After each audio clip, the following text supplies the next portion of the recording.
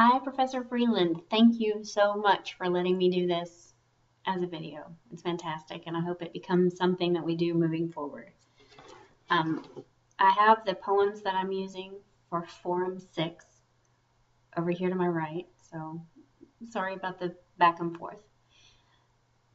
The forum prompt that I chose was the one comparing Queen Elizabeth's poems with some of the male contemporaries and the differences in the tone and language based on the differences in the inequalities of the sexes at the time. The main one that I noticed is the difference in the level of restraint and actual word choice.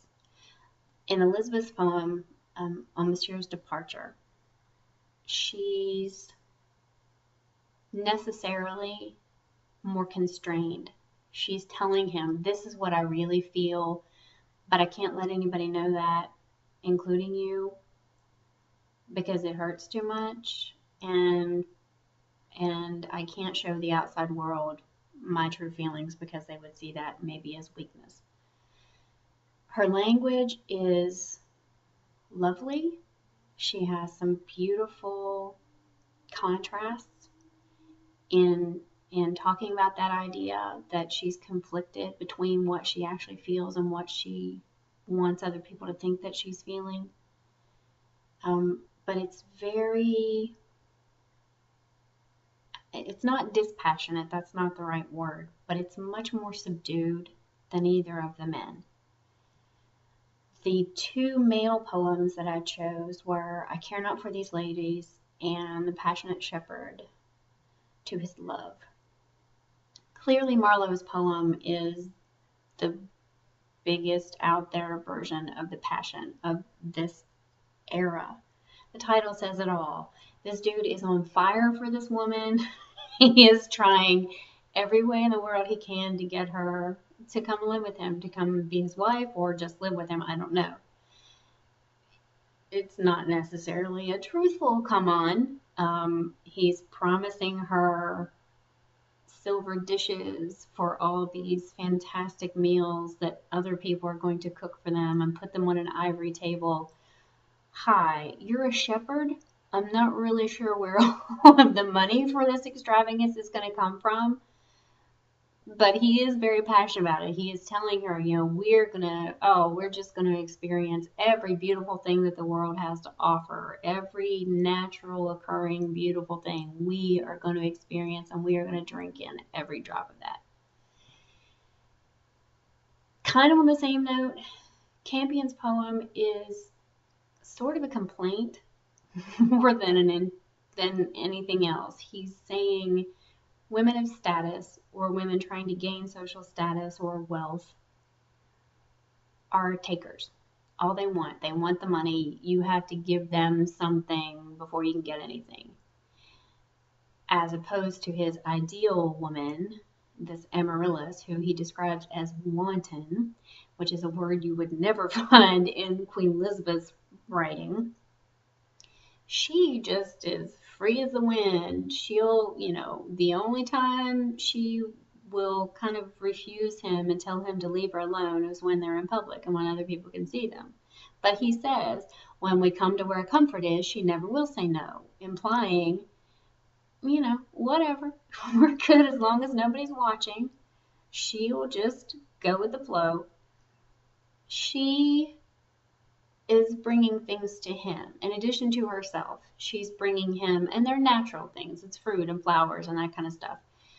But it's the idea that he would rather have this woman more connected to the natural world, more connected to her own natural sexual instincts, than having to go through all of the drama and all of the work for these other women who come off as kind of colder, more restrained because they don't think that behavior is proper, and it wouldn't have been at the time. But that kind of woman is more in line with what Elizabeth was, or at least had to seem to be, and did seem to be in her personal life.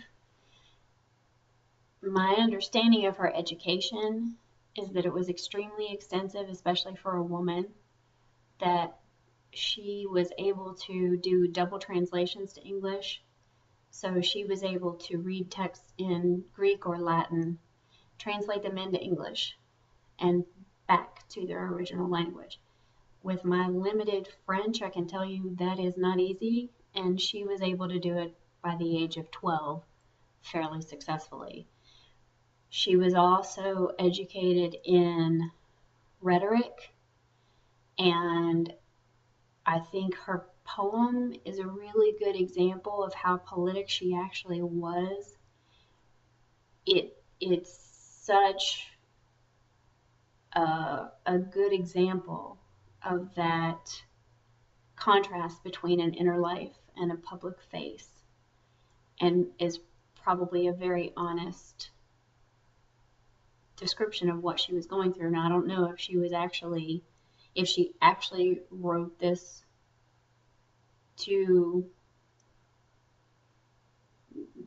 the Frenchman that they were kind of negotiating a marriage with, or if it was actually to someone else and she was disguising her true love for someone, because this person that everybody was aware of would have been more publicly acceptable, that she's writing this sort of love poem to someone that she was going to be betrothed to, as opposed to someone maybe in her own court, lower than her socially, that would not have been approved of.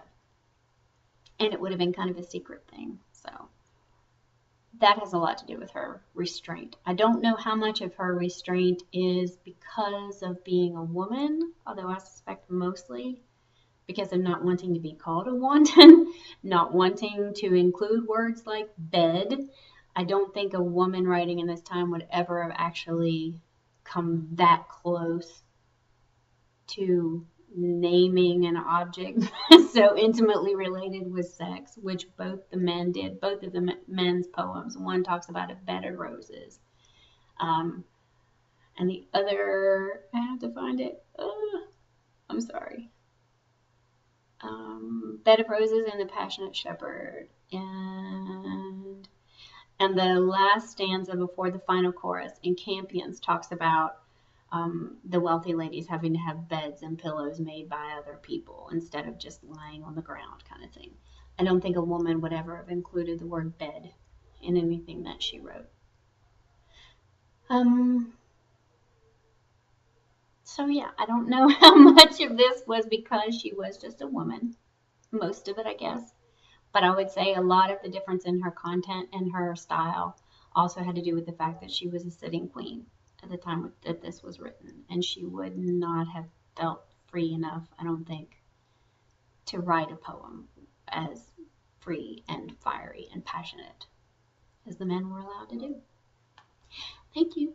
I will do my replies written, obviously, and I should have those finished hopefully pretty soon. This was actually a lot of fun.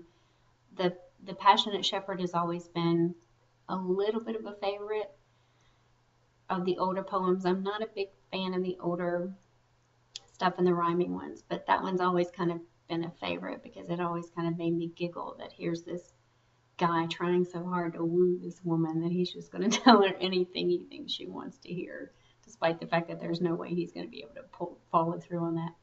So that is all. Thank you very much. That was Forum 6. I'm sorry if this went on for 16 hours or so. I'll get the rest of my forums done tonight, and well, for 6 anyway. I might be able to get 7 done as well. Hopefully that'll be enough to get my extension in, because I really would hate to fail this class at this point. Thanks again, and I will speak with you soon. Thanks. Bye.